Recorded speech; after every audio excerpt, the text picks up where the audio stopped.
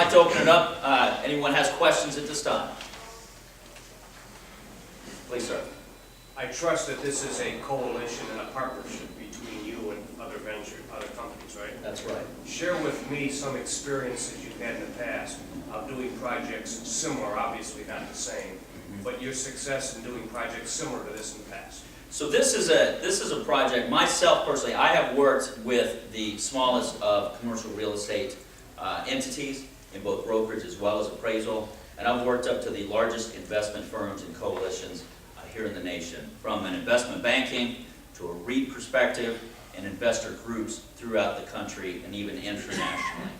Now, the resources that will be needed for this venture, depending who you ask, there are different parties in play, from the county to the Sports Authority to the livestock show and the Texans. Each group of which I'm very fond of and have a great deal of respect for. However, depending who you ask, we've been given different parameters to put this deal together, which may include a lease arrangement or an outright sale of this facility. And I believe just a very good example that comes to mind for the potential for this project that we are willing to take on lies in the example of the former Compact Center, the Houston Summit, for those longer-term residents here like myself. And this was a facility, a former sports facility, similar fashion, that was no longer used. The city offered a long-term lease to Lakewood Church, which did a major scale renovation of $75 million. And this was so successful that Lakewood Church has become the biggest church in this nation and was given the opportunity to purchase this former sports facility outright. And we're prepared, willing, and ready to take on each of those roads. Next question, please. Bruce? Already answered. Thank you, Tim. Thank you. Tim? So, you've mentioned we're prepared to lease it, we're prepared to buy it, etc. Who are the people with the money? I mean, specifically, who are you talking about? Well, Tim, you work in real estate as well, so you're certainly familiar with confidentiality agreements. So we won't be releasing that at this time.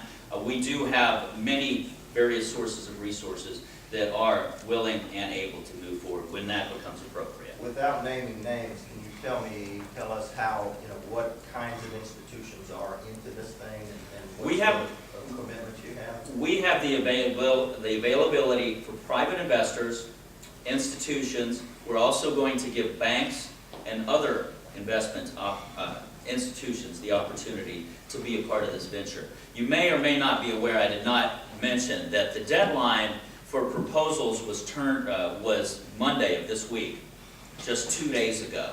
I personally went down and hand-delivered that.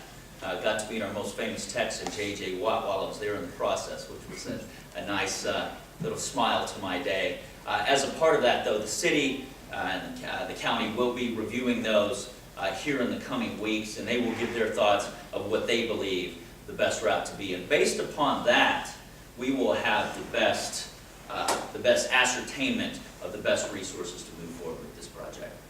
Next question. Do you have actual funders or people who are actually putting up money now that you've already concrete? Yes, we have resources lined up both in individuals and institutions that are ready to move this project forward. Rita? Tim, even though it does not qualify age-wise, is the Historic Society at all involved? That's a very good question, Rita. To my knowledge, the Houston Historic Society has not chimed in on their wants or desires.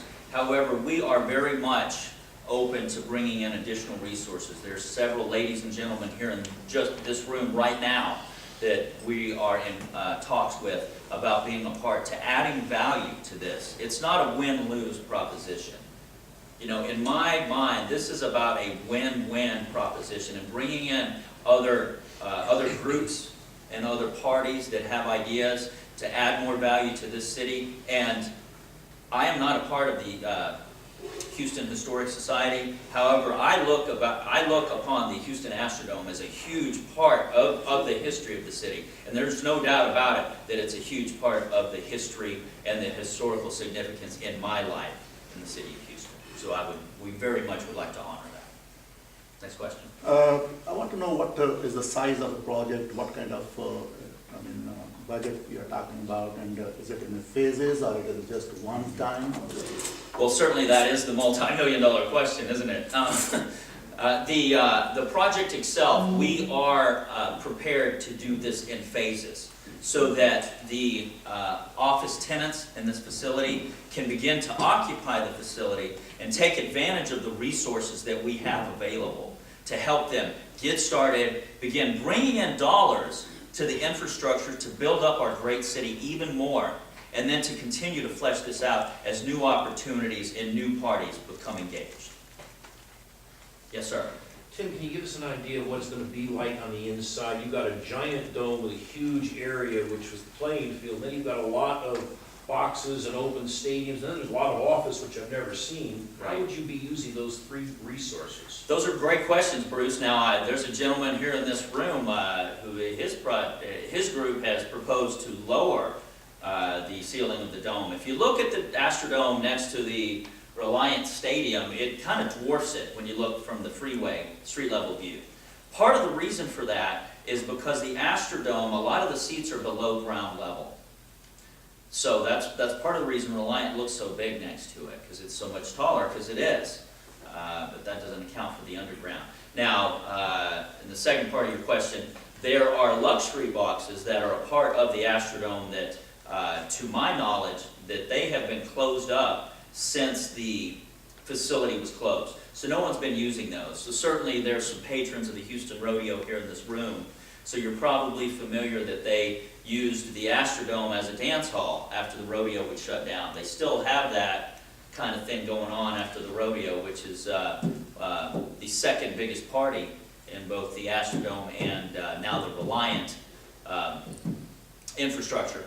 But after the rodeo shuts down, well, there's a huge amount of carnival rides, amusements, food and beverage that goes on, and they offer live music and other things. Well, for several years they were offering that in the Astrodome.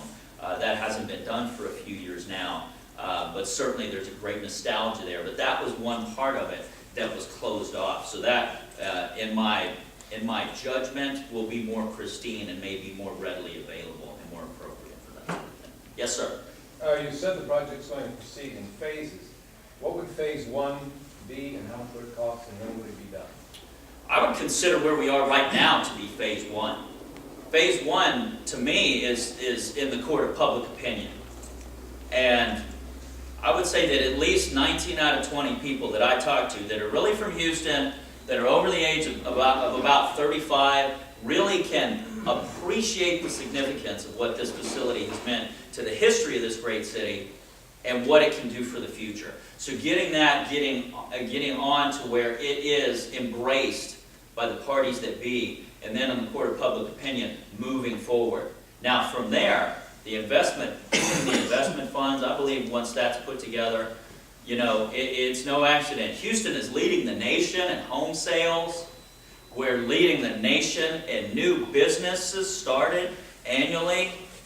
Look at, I believe this is still an accurate statistic, the second most Fortune 500 company headquarters in the entire nation are located right here in Houston, Texas. So we've got the small aspect with entrepreneurs and micropreneurs, in addition to Fortune 500 type of resources. So that will be the next phase, pooling together the investor resources. Yes, sir. How do you plan to handle the access issues for businesses, physical access, during rodeo, during Texans games, during events?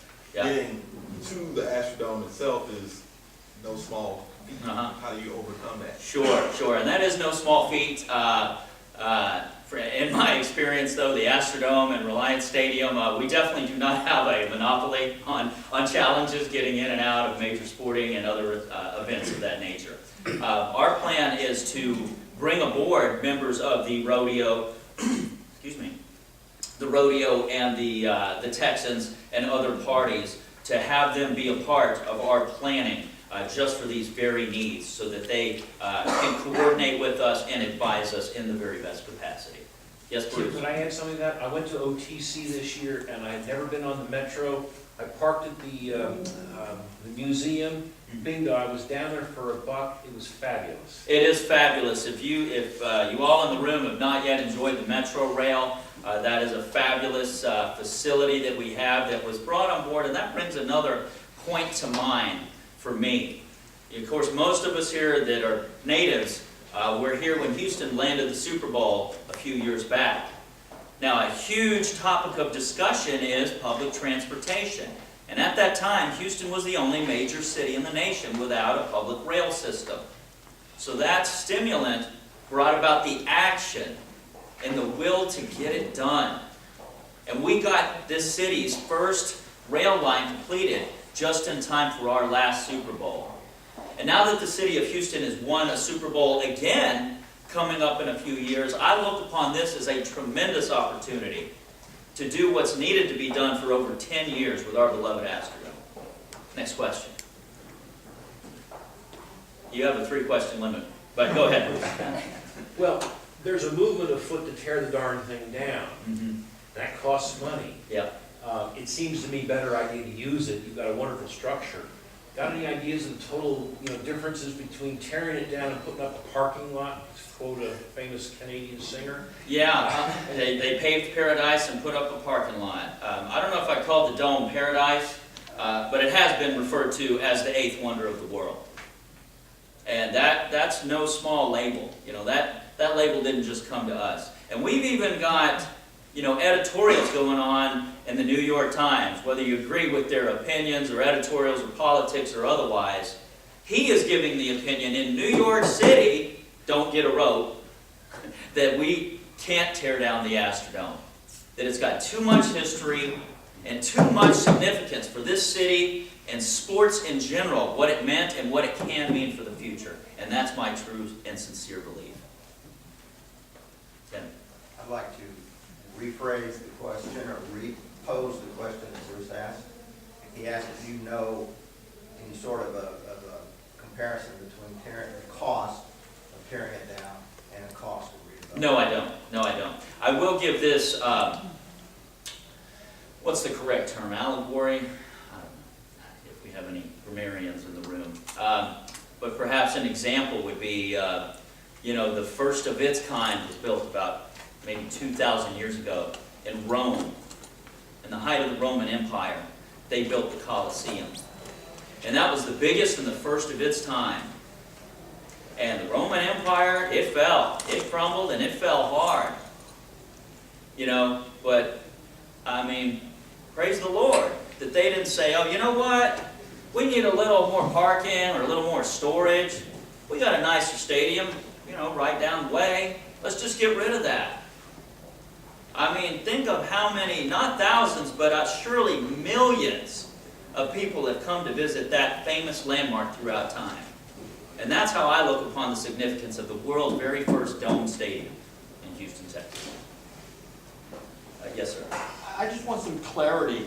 You're developing an investment group to come in and just do whatever the county decides they want to do and say, okay, we've got the money. Because the problem has been in the past, there are tons of ideas, but there's no money. You're bringing in the money.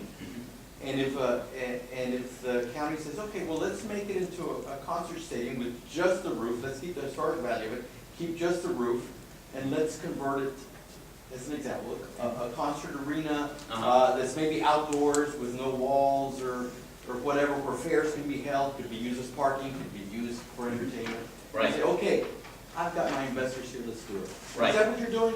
No, sir. Some of your points are on point, and I'll speak to those. Okay. So the part that we're waiting on from the county relates to the financing part of it that we will need to provide. And that will be in the form of whether it will be a lease or a sale transaction. However, the county is now in the process of looking over and doing their due diligence on the plans that have been submitted.